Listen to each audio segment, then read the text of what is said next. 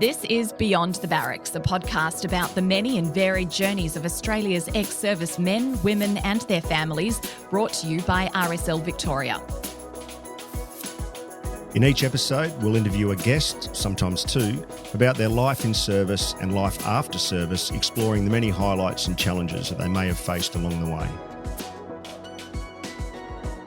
Beyond the Barracks is a podcast for veterans and their families to tell their stories. Sometimes we may discuss experiences and issues that some listeners may find distressing. Please check the show notes for support services. We acknowledge that this podcast is being recorded on the traditional lands of the Wurundjeri Woi-wurrung people of the Kulin Nation and pay our respects to elders past, present and emerging.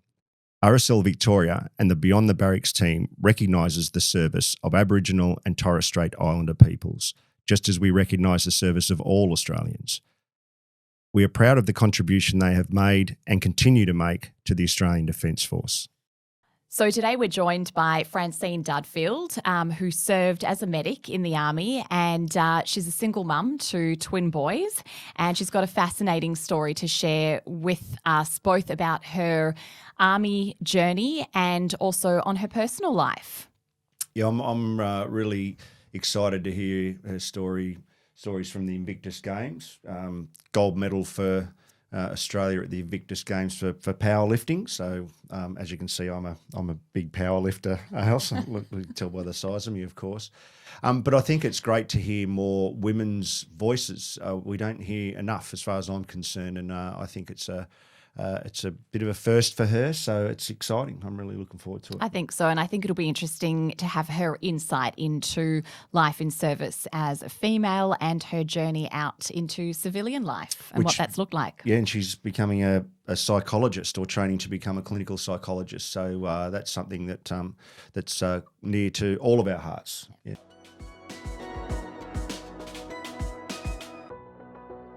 So Francine, I guess what we'd love to start with is your service history. How did that all come about for you? I know you were deployed overseas on a couple of occasions. We'd love to hear more.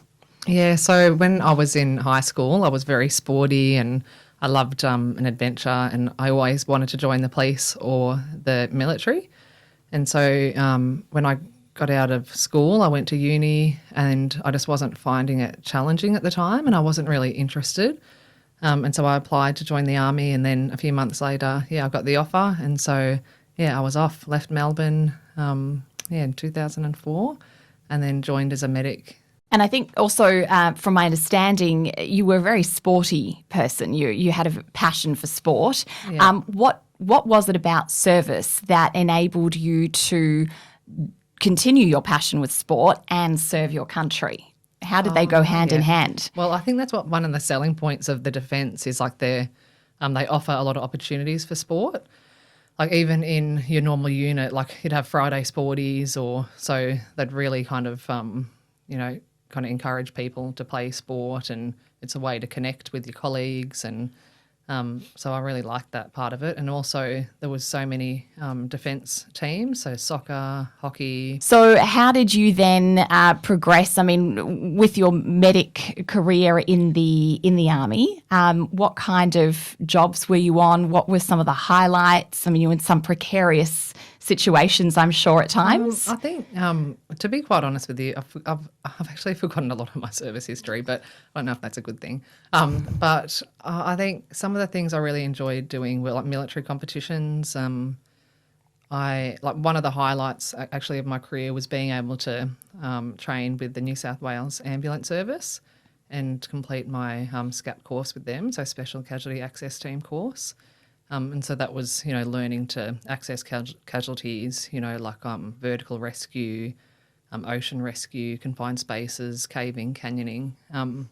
So they were, just some amazing skills to have. And the plan was to then bring that back to Special Operations Command that I was posted to at the time. But, so I really enjoyed that, and I really like that type of work.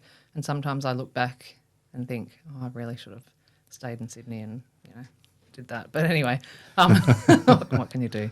But in terms of like my medic work, I think I loved working in any environment that I could make a difference. And I think I just enjoy being able to help people when they need it. And we did.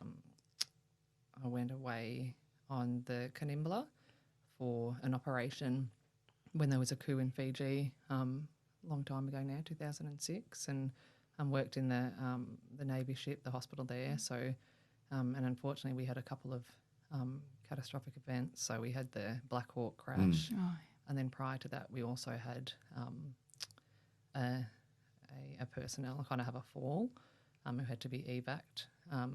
And so, just some of that work, just feeling that purpose and seeing the whole team come together and be able to, help people, save lives and make them feel comfortable in their time of need. And it's such a privilege, being and as a healthcare tragic worker.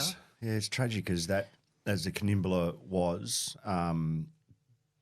there must have been a great sense of purpose in doing your job, because I mean that's serious stuff at sea, high stakes. Yeah. You got people with issues that are what they call not hypoxic, but they've been underwater drowned, and that's very complex, I imagine, in a medical perspective, from a medical perspective. But I do remember when the psych team came over just to do a brief intervention following this acute trauma, and I remember them asking me, how are you feeling after this, and and I actually kind of felt kind of a little bit bad, because I responded. I said, I actually feel quite comfortable. It's horrendous what's happened, and I'll never, people died and they were injured. But I said, I do feel this sense of purpose. I did my job, and I saw people around me doing an amazing job, and so it was it's hard to say rewarding, but I guess anyone in a healthcare profession, when they can see that they've made a difference, it is a real privilege, and all the training that you've done and time you've spent, reading and doing, a lot of practical exercises, it finally all came together, and you could see how it all, works in a real situation, because obviously in the defence, it's just training every day, and so. Are you ever caught off guard, with all that training, but at the end of the day, when you're actually confronted by scenes that are unfolding in front of you, how do you process that? Can training really is that enough? Oh, yeah, 100%. Because I think, the more you train, you just go into, an automatic mode. It just seems so natural. So rather than kind of be oh my God, now, what do I do? You just go back to the days and the times that you've trained, and and do your job. Yeah, sometimes the processing can be an event that you expect an array of events. You expect an array of injuries, illnesses, whatever the trauma it may be. But no one can expect a Black Hawk helicopter bouncing off the deck of a ship. Yeah. And again, some of the injuries that had mates on board, and some of those injuries are just not ones we would normally be prepared for. So I guess it challenges your full suite of skills, and I think rewarding's not an incorrect word to use. I get you want to be respectful to the trauma that's occurred, but maybe small are rewarding. And I think you're practicing, or soon to be practicing as a psychologist soon, that sense of mastery and autonomy, I think that's really fulfilling and really purposeful. Yeah. How have you managed your own mental health through everything? It sounds like you are an advocate for mental health and seeking help. Yeah. How has that been for you, and processing everything that you've been involved with? I think, I've seen a psychologist on and off for several years. When I compare what I've experienced in my personal life to my military kind of service, it's kind of a lot worse in my personal life. So, so in terms of that kind of talking to mental health post-service, I just find it very therapeutic to see a psychologist and spend a lot of time exercising, speaking to family and friends, and just kind of really being kind to myself and changing those that that inner voice. So being a lot more kind and accepting. But yeah, I think mental health, like I said before, like, you know, everyone sits on a continuum, so we just have to be so open to help seeking. And I think there's still a stigma around mental health, which is such a shame. But hopefully it's changing. I hope so, yeah. I can see a future where everyone's got a psychologist or has a counsellor or a debriefing behavioural practice at least. And it's certainly over my time, you know, pretty old now, 38, but when I first joined the military, it was a dirty word. In fact, mental health wasn't even a term. It wasn't even a term. Never fess up to needing mental health support. And emergency services are the same. Like, so, yeah, hopefully we are kind of evolving and understanding that, there's nothing to be ashamed about with mental health. It's like physical health. Yeah, I think you'll have a massive impact. It's unfortunately a fast-growing need in the community for it as well, or ever-growing need. So am I right, Francine, that you started being plagued with some lower limb injuries? And is that what led to your discharge from service? No, not really. Like initially I transitioned to ARES because there was an opportunity that I really wanted and I didn't end up getting. And I was very disappointed, and I think I was just ready to move on and try something else outside the defence. So I stayed in reserves, but and I enjoyed nursing and finishing off my paramedicine. But yeah, I think that I did, I still do have just the pain and sometimes dysfunction from lower limb kind of injuries. But when I was in the reserves, a doctor actually looked through my medical file and saw a lot of the injuries, and she said, "Oh, you shouldn't be in defence. Like this is medical discharge." And I said, and I was very dismissive. I said, "Oh, don't worry about it." I didn't think it would be followed through, and I was like, I'll be right. But then she obviously was good at her job, and she followed through, sent it off to Canberra, and I came back saying, "Oh yeah, because of this and this, medical discharge." So from the reserves, and I was very at the time, it was heartbreaking because I wasn't ready to leave, and I always thought I'd be in the reserves, but because I was also pregnant with twins, I had something a bit more important to focus on. So it didn't really. It's only kind of in the recent years that I've really kind of gone back and reflected on that medical discharge from reserves. Because something that often strikes me speaking to men and women who have been in service, it really, becomes part of your identity when that's cut short. How do you navigate that, finding your new path out of that? And I suppose in turn as well, your love of sport, was that must have been difficult to play and participate in with the injuries? Yeah, I'd still tried to play different sports when I got out, but it just became there was a point where I'd play on Saturday, and then my body was in so much pain and for a week, and then and then it took my body a week to recover, and I thought, oh God, this is so not good for my body. But and so then I've kind of started looking at things that are a bit more gentle on my body. I actually tried pickleball the other day. Highly recommend. It was a lot of fun. But but just going back to that identity, I think that can be an issue in defence, and even elite athletes as well. You've got so much of who you are is because you're a serving member, and you have that pride, and all your friends are you work with all your mates, you see them every day, you get to put on a uniform, and then suddenly that's taken away. And a lot of people, then they don't get to see their friends every day. They don't have that purpose. They don't have that belonging. They don't have the connection anymore. So it can be a really difficult transition for a lot of people. For me, I think because I had the twins and motherhood, and I always wanted to be a mum, so I got to focus on that, and And then I started studying and volunteering, so I kept myself busy. But a lot of people don't have that and don't kind of have access to the support that I had. So that's how I kind of got through that period in my life. Do you still have? How long has it been since you discharged? So the medical discharge came through 2013. 2013. So 10 years. After 10 years, and you've done some really meaningful, purposeful, study in the kids, etc. Yeah. The residue of your service has had time to kind of settle or resolve, if that's a term I like to use. What are the little things that you still catch yourself, that moves your mind towards your service or the military or the attachment? The little artifacts in your mind that are still there, I find I'm very structured and routine.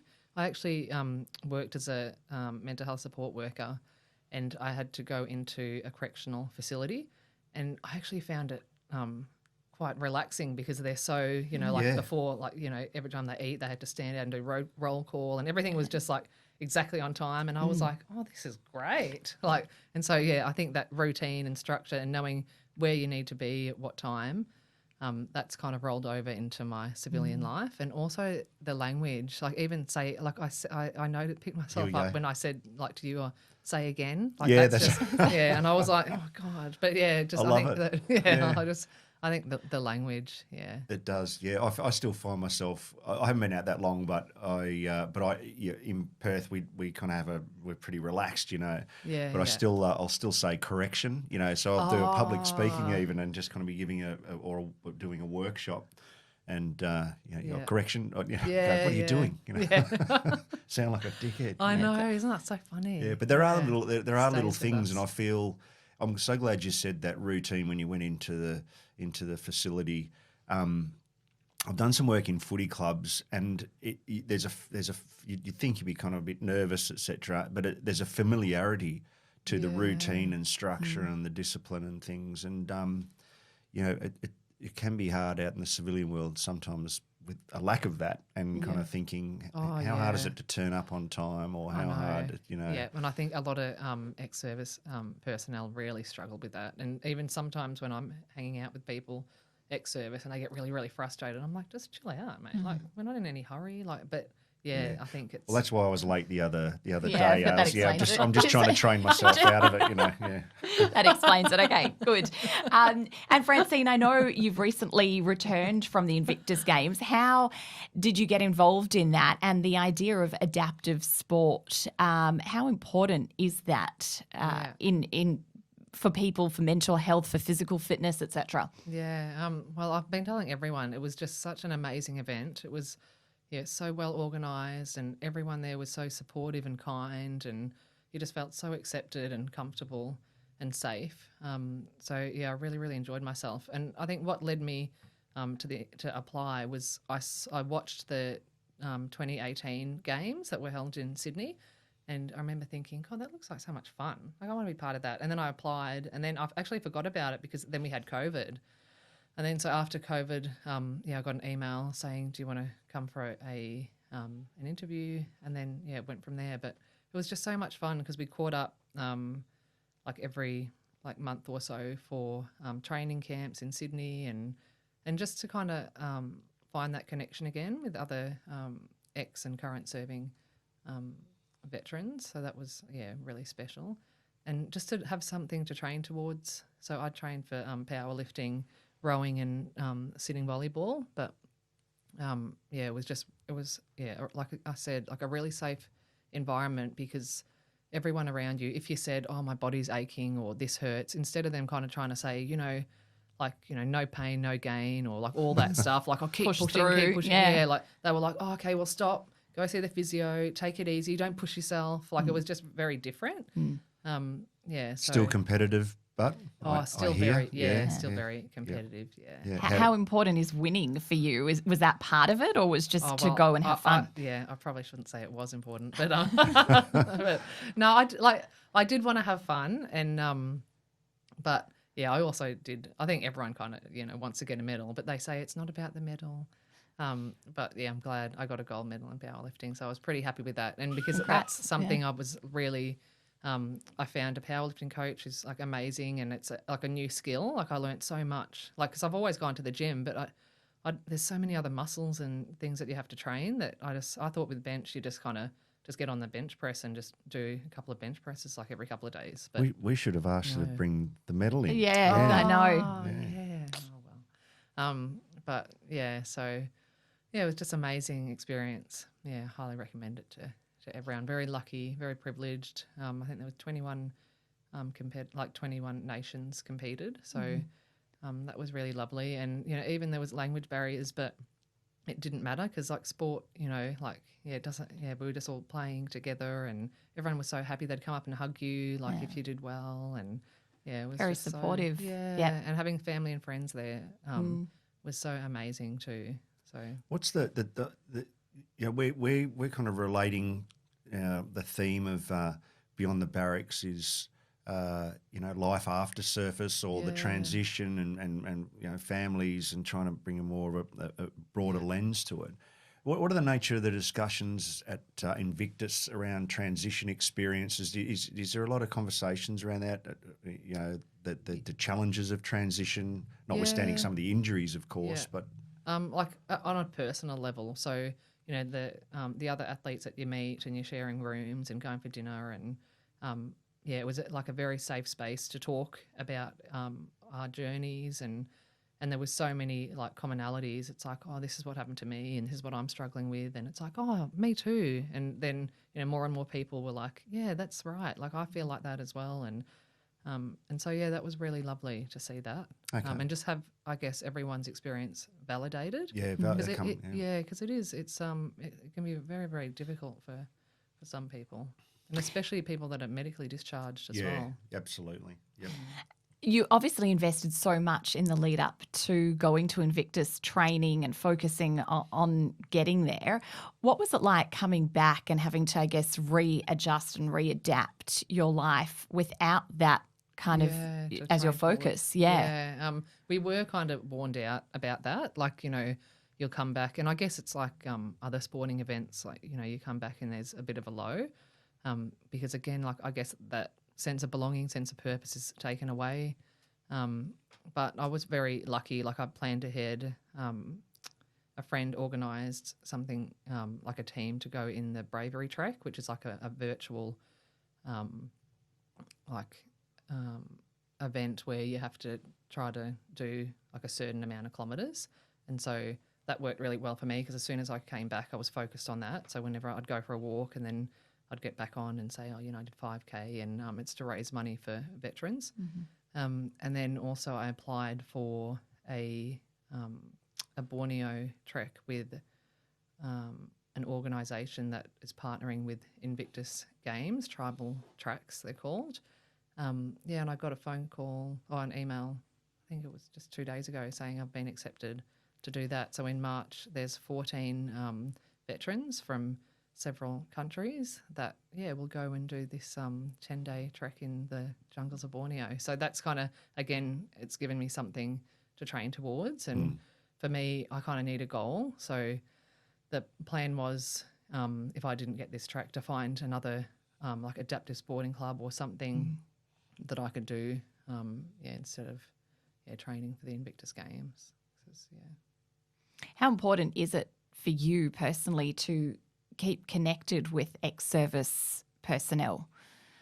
It is very important because there's a common experience and language that we share and an understanding that sometimes you can't really find that elsewhere. And so I've got a really close bunch of female friends that I serve with in 1HSB, and so we're constantly talking and we go on a little trip away every year, so it's something to look forward to. Nice. But, I love those girls. Shout out to them. Yeah. and just as, we were saying, Harry and I earlier, just as important as the veteran experience is, it also surely has to encompass the family, whether it's spouses or children. How much of your journey have your sons been part of with your service background? What do they know? Have you enlightened them about anything? Oh, yeah. Well, I think it's probably only been the last few years that they've been kind of really interested, and I've been like keen to share my experience with them. So we'll go into the garage and go through like my packs and old equipment, and they love it. I think it's so cool. Yeah, at 10 they'd be going, Yeah. wow, Mum, can I have this? I know. And- Yeah, they do. And they ask me all these questions about weapons, and I'm like, just buy them little camo packs for about $2.50 at the surplus, and that's a good idea. That's not a bad. That's all my kids wanted. yeah, Because it was like, it's a great idea. it's an excuse So cool. to get messy, and Yeah. But and they wouldn't take it off. I'd run away. Go, come on, I'm going to clean your face before you go to bed, and never, and run sprint off down the hallway. Yeah. oh, I love that. That's so cute. Do you gain a lot of your strength from your kids? Yeah, I do. And they gave me, a real kind of sense of purpose and unconditional love. Like I've never felt that or really understood that before. But I think when you have children, you're giving it and receiving it for most people. But it's been amazing being a mum. And you're doing it solo by all accounts. Single parenting. So I co-parent with their dad, who's Okay. current serving military. Okay. And that has a lot of challenges. Yeah. So, and that was very difficult because we separated when they were 2, and so then I had primary care of 2-year-olds, and then also had to go through family court, had to sell my property and search for a new one. There was a lot of stuff that kind of happened in that period of my life, which was probably the hardest period of my life, actually. It was very, very, very difficult. And thankfully, I've never been suicidal, but I do remember very clearly driving home one day with my kids from a play centre, and I got a phone call from the lawyer, and it was just like people were just playing games, and I remember I thought to myself, God, like if there was ever a time that I'd like need to end my life, it'd be now. But but I never ever felt. I've never felt that. So I have kind of, I guess, a deep respect for people that are suicidal and have had suicidal ideation, and then pull through and survive that. It would be because I was at the lowest of low at that stage. You know, imagine that's challenging on a whole bunch of levels, and one of which is you're trying to reaffirm your own identity after a career in the military. Yeah. So how did the military figure in any of that at all, or was it you just kind of got to get on with what was in front of you? Well, it was Because you're interesting. obviously a partner in the military. Yeah. So like at the time, I think, and it really gives me like a different perspective, because at the time I was just in survival mode. And I didn't really reach out for help. And there's so many amazing ESOs out there. But because I was just in survival mode, I was like devastated about what had happened. There'd been violence and quite extreme like psychological abuse. And like even now I'm still working through that. But I didn't think of reaching out to any of the ESOs. And it was only until things kind of settled a little bit. Like I'm very, very, very lucky. I've come out, quite well from that experience. But when I purchased my own house and then moved the boys in and started really being able to kind of settle in with the boys and reflect on what the previous kind of year, what had happened in the previous year, then I had a bit more cognitive capacity to reach out for help, and the RSL were there, Legacy. So they really helped me out. And just continue on that, being a female in defence, having children, they're additional stresses or additional challenges. Looking back now, putting your soon to be a psychologist hat on, do you reflect on how maybe you things you would have done differently, or advice for someone young, and you talked about engagement with the ESO, do you have thoughts on how you might affect some change? For a time there too, I had no home. Like I had to stay with my sister I had to stay in a hotel, a motel actually, with my boys, and then with my sister, then had to stay with my mum. So it was so difficult. But yet now, obviously, doing the clinical psych course and knowing what I know now, things would be very different. And yeah, even my choice of men. But anyway, I've done a lot of work on myself with that. But yeah, I think it's very hard just kind of say, go ask for help when people are struggling so much, and again, they just don't have that capacity. Like they don't understand, and also like there's a lot of barriers to help seeking as well. There's like embarrassment, shame, stigma. You don't want to like disappoint your family. Like that was a big thing for me. Like I didn't want to upset my mum and dad. Like I love them like unconditionally actually. But and so like I think we need to be aware that there are a lot of people that do need help, but there are barriers. But yeah, so like I'm just hoping anyone out there that are struggling with different types of domestic violence and abuse, that they can find it in them. Just to send an email or make a quick phone call, because it really is life-changing. What kind of supports, if you want to elaborate, have you received from various ESOs, and how important has that been in your process? Yeah, so I might get a bit emotional here. That's right. But that's Take your okay, time. because That's again, right. I So need will to. I. So, But yeah, so when I moved into my house, I was struggling financially. I didn't have any support. I couldn't really get a job because the boys were so young. And again, like because I was a trained paramedic, but I would have had to go and do shift work, and it was just a really difficult time. But I reached out to RSL and just said, and it was very hard because I used to be a very, very proud person, and I didn't also like asking for help. And I just said, like, I'm really struggling financially. I've just moved into this property. I've got all these rates coming in. And I think, like, I've owned a few properties, but, when you first move in, there's I had to do renovations. Yeah. I had to, it's all the other bills that come in that I didn't really budget for. And so I asked for, like there was an itemised list of what I asked for, and they came back like above and beyond. They gave me so much more that I asked for. Yeah. That's That's what great. they're there for. Yeah, Yep. yeah.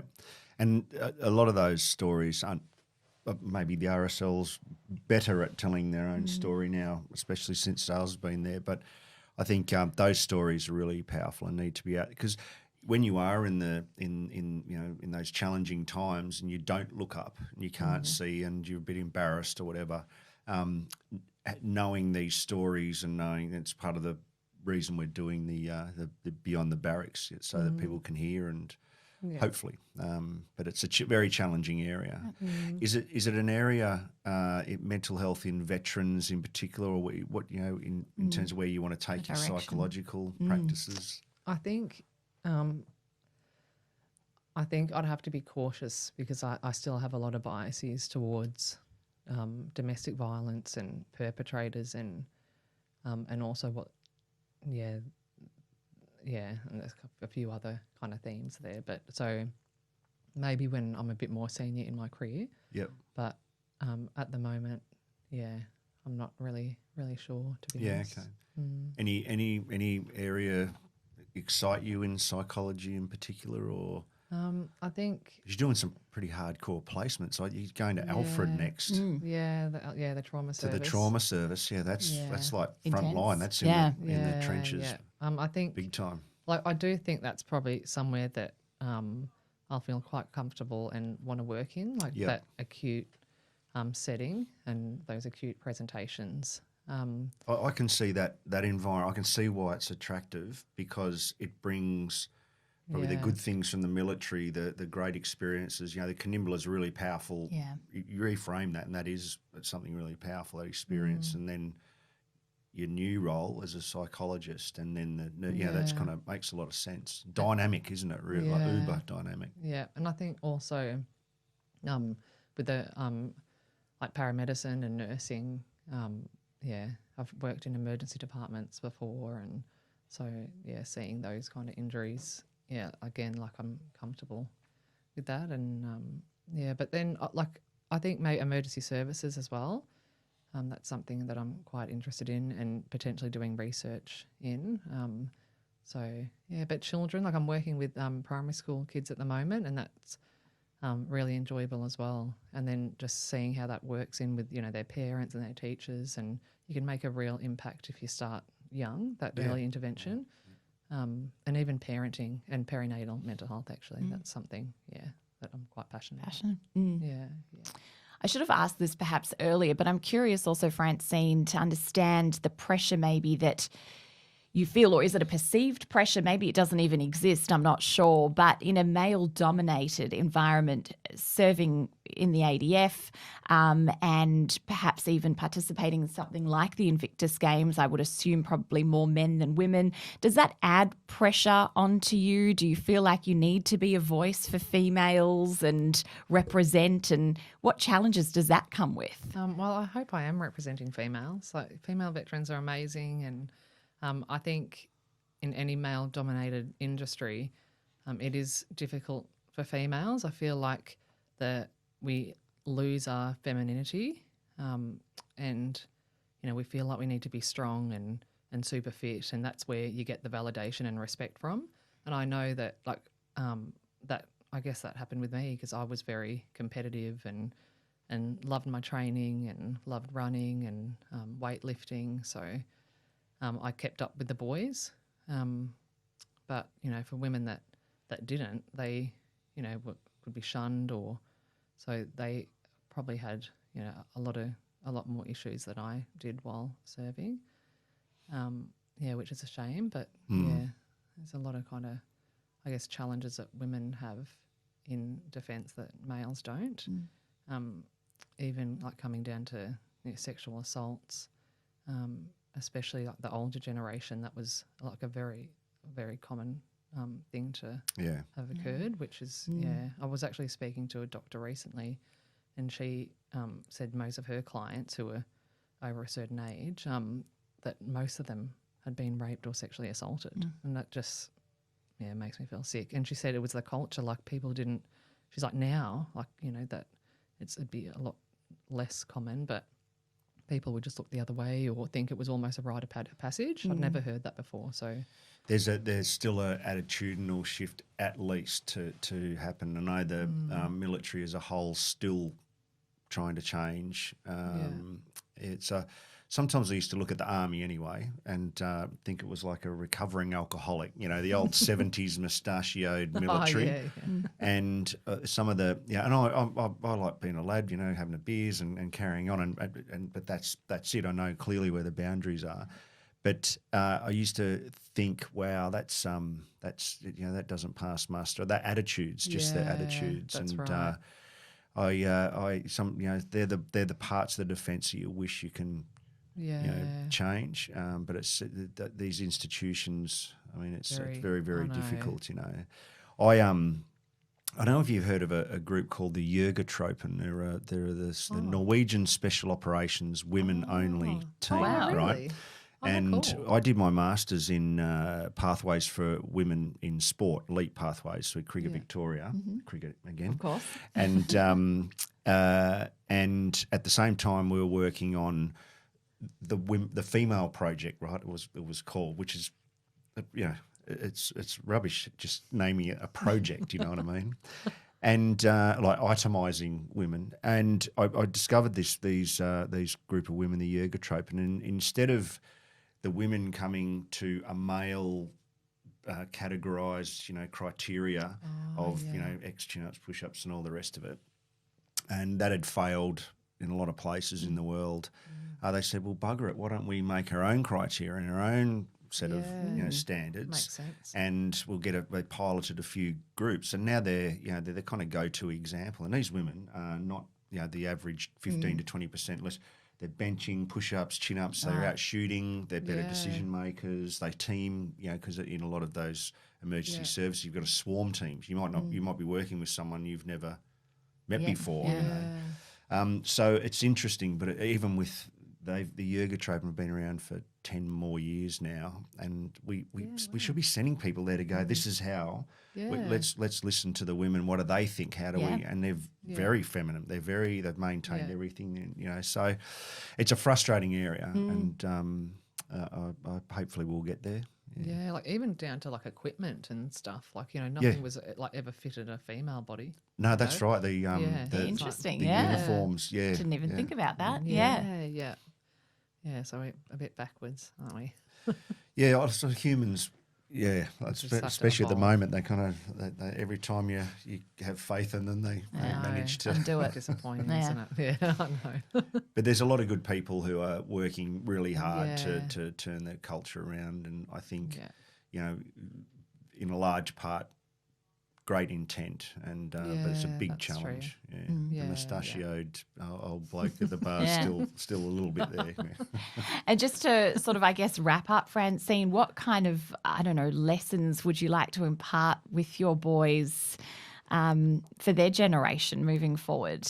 Oh, yeah. So I just want them to be kind and tolerant, and understanding, and just compassion as well. Like, and all of those, like, for themselves and for others. So, I tell them that quite a lot. I think they're sick and tired of it. But like, I think just that self-compassion and compassion for others, it would really go a big way in changing the world we live in at the moment. And I got one to kind of head to it. Yeah. If you had some advice for young women serving out there at the moment, who may be starting their career or at the end of their career, Yeah. a couple of top tips or that Words you might of have, wisdom. words of wisdom you might have. Yeah, I think, like, again, that self-compassion and be assertive, listen to yourself and your body, and be your authentic self. Like, try not to have like this culture dictate, how you should behave or think or feel, and just, to be proud of yourself, because, it's an amazing journey that all the girls have been on, and and you've contributed so much to the nation and the Defence Forces. You used a word there, just to continue that, being more assertive. When we do women's leadership, there's a lot of groups out which I really encourage in the corporate world, because that's a tough gig, especially at the executive level. That's a word that comes up a lot in conversation that I hear with women's conversations. What's that mean to you, and have you got like an example of somewhere where you've checked yourself and gone, I need to be, and then you've been more assertive, or an example? I think that's like being assertive is something that I'm, I guess it's always a journey, and I'm still working on that, being like the assertive skills, because a lot of the times you don't want to, make waves, and you don't want to be seen as the one that's, causing an issue. So you just kind of keep quiet, but then like it eats you up inside because you're not being authentic. But I think that comes a lot from having a healthy self-esteem and self-confidence.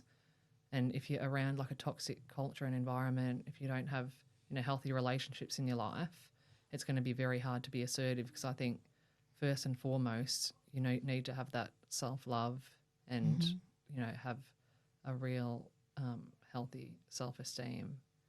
And I think that's quite difficult. But,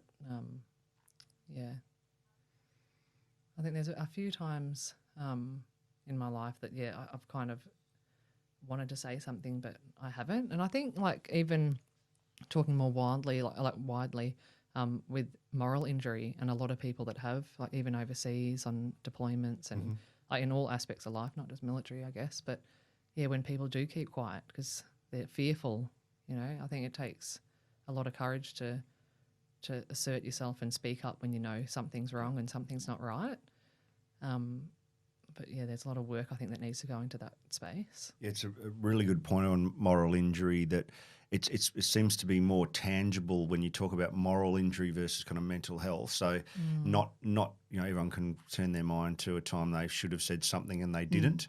Yeah. And I think that's a really powerful way to kind of make the example that goes with mental health when you're feeling down or whatever, the same kind of power of speaking up, don't be regretful of that. Yeah. But that's a big area for you to dive into in research. That's an true. area in the future for sure. And that's a term I've never heard of, moral injury. I've not come across that one before. So it's you can imagine it's just either witnessing morally contradicting events or having your values and beliefs challenged. You can also it's vicarious as well. So for example, you can go into environments like Iraq. It was mentioned earlier, and the collateral damage that you see and witness. So we're still kind of understanding moral injury. It's still coming through, but I think the premise behind it is, witnessing potentially unlawful events and unjust events. And war by its nature's immoral. You could make a very strong case for that. So, I wonder. Probably getting a bit out of the lane here, but we could probably do better at preparing men and women in the Defence Force they will come up hard against testing their values and beliefs. A lot of takeaway messages from today, and I think one of the things that really resonated with me from you is kind of a concept of being kind to yourself, listening to yourself. What are your needs from a mental perspective, a physical perspective, backing yourself. I think that's a really nice sort of takeaway. Yeah, that's nice to hear. Be kind to you. Yeah.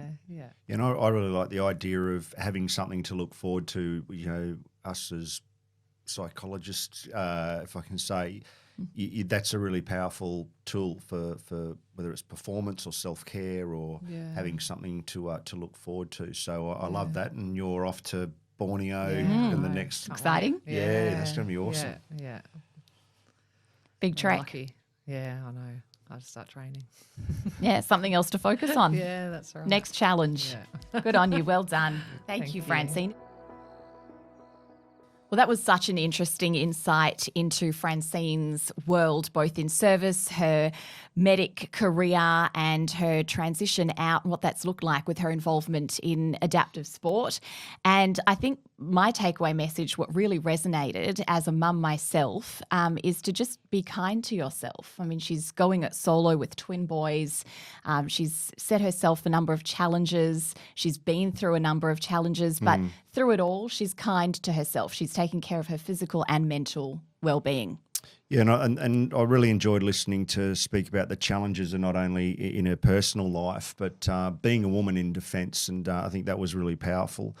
A key psychological pillar, if you like, to mental health is having something to look forward to in the future. And that really stood out for me, whether it was her in Invictus Games or she's off to Borneo. Again, I think that's a really powerful takeaway for me, and it should be for all of our listeners. But really enjoyed talking to Francine. A little bit emotional, but that was nice. I thought that was good of her. Real and raw. Yeah, absolutely. If this podcast episode raises any concerns for you, please contact Lifeline on 13 11 14.